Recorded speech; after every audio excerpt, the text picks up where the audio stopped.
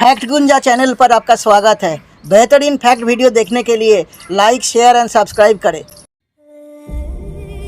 हिंदू शास्त्र और पुराणों में समय को 4 युगों में बांटा गया है। समय की निर्धारित काल अवधि को युग कहा जाता है, जो कि 4 युगों में विभाजित है और वो सतयुग, त्रेता युग, द्वापर युग और कलयुग है। इन्हीं 4 युगों में क्या क्या फर्क है और क्या समानताएं हैं, इसी के बारे में हम आज आपको विस्तार से बताएंगे। आज की इस वीडियो में पूरी जानकारी के लिए वीडियो को आखिर तक देखना। हिंदू शास्त्रों में बताया गया है, उस अनुसार ब्रह्मा जी ने इस सृष्टि का निर्माण किया और ब्रह्मा जी के एक साल में 365 दिन होते हैं और उनके एक दिन को 2 भागों में बांटा जाता है, यानी कि एक दिन और एक रात, और एक भाग को एक कल्प कहा जाता है, यानी कि एक दिन में 2 कल्प हुए।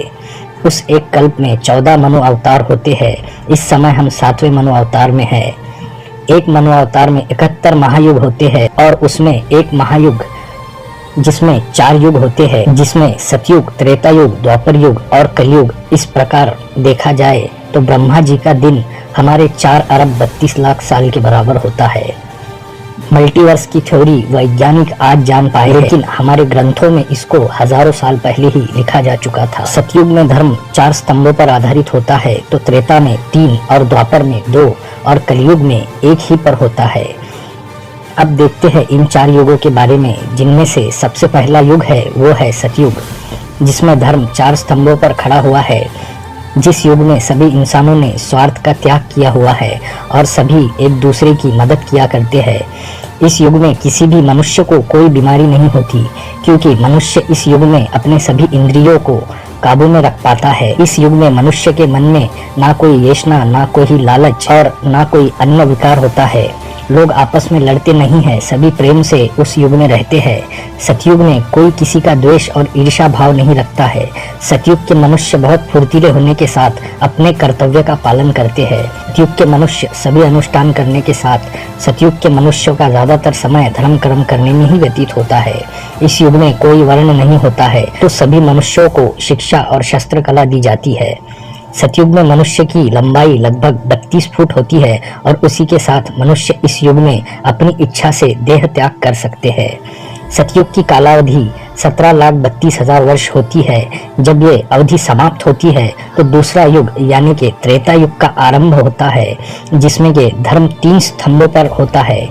इस युग में मनुष्य अपने कर्मों का पालन तो करता है, लेकिन सतयुग के अपेक्ष त्रेता के मनुष्य अपने इंद्रियों पर काबू नहीं रख पाते हैं। इस युग में इंसान दूसरों की चुगली करने लगता है। इस युग के मनुष्यों में स्वार्थ पनपना शुरू हो जाता है। साथ ही इस युग में मनुष्य में ईर्ष्या की भावना भी जागृत होने लगती है। हालांकि ऐसे लोगों की संख्या काफी कम होती है। इस युग में समाज वर्णों में विभाजित होने लगता है।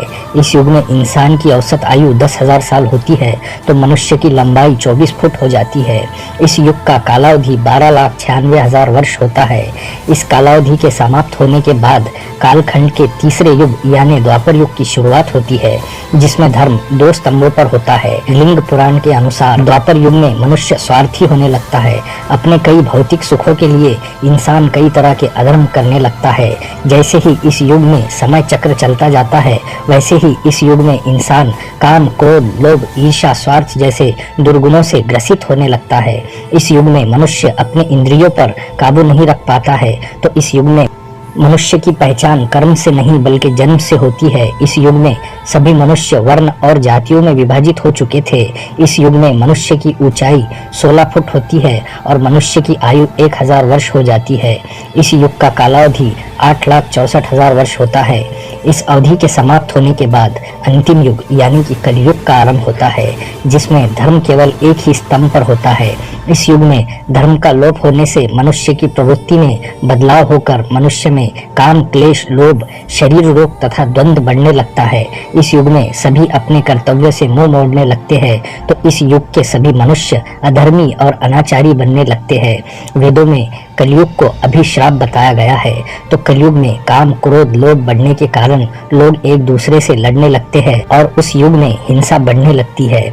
इस युग में ही मनुष्य अधर्मी और अनाचारी बन जाता है और इस युग में हत्या और लूटपाट करने लगता है। इस युग में मनुष्य की लंबाई घटकर 5 से 7 फुट हो जाती है, तो मनुष्य की आयु घटकर 70-80 वर्ष ही रह जाती है। हर युग के साथ मनुष्य की लंबाई और आयु कम क्यों होती है, जिसके बारे में लिंग पुराण में बताया गया है कि हर युग के साथ साथ मनुष्य में काम, क्रोध जैसी तामसिक गुण धर्म बढ़ने लगते हैं, जिसके कारण इंसान धर्म, तप और प्रकृति से दूर होता जाता है और क्रोध और चिंता के सागर में मनुष्य निरंतर डूबा हुआ होने के कारण मनुष्य की आयु और लंबाई हर युग में कम होने लगती है। कलयुग का कुल कालावधि 4,32,000 वर्षों का होता है। तो इस कालावधि के समाप्त होने के बाद सृष्टि के दूसरे समय चक्र की शुरुआत होती है, तो पुनः सतयुग का आरंभ होता है। उम्मीद है कि इस वीडियो में से आपको कुछ ना कुछ इन्फॉर्मेशन जरूर मिली होगी। अगर आपको ये वीडियो अच्छी लगी तो प्लीज़